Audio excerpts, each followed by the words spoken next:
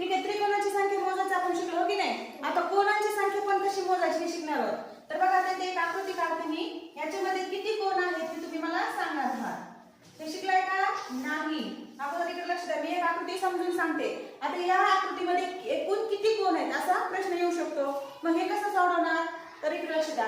जसं आपण त्रिकोणाची संख्या मोजली होती की नाही नंबर देऊन, त्याचप्रमाणे इथे पण आपण नंबर देणार आहोत. तर बघा 1 2 3 4 5 6 आणि 7.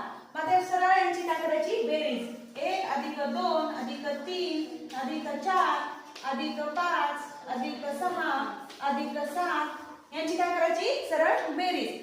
आता इथे अजून एक लक्षात घ्यायचं, इथे लिहिले की नाही 1 पासून 7 पर्यंत लिहिले की नाही आपण, तर बेरीज करताना डायरेक्ट इथेच बेरीज करायची. आपल्याला परीक्षेमध्ये वेळ वाचवायचा असतो. मग हे खाली लिहित बसायचं कसं? इथे तुम्हाला समजण्यासाठी मी ते लिहून दिलंय. तिथे असं लिहित बसायचं नाही, डायरेक्ट इथे बेरीज करायची. सांगा 7 आणि 6 किती?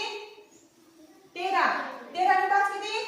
18. 18 आणि 4 22. 22 आणि 3 25. 25 आणि 2 27 आणि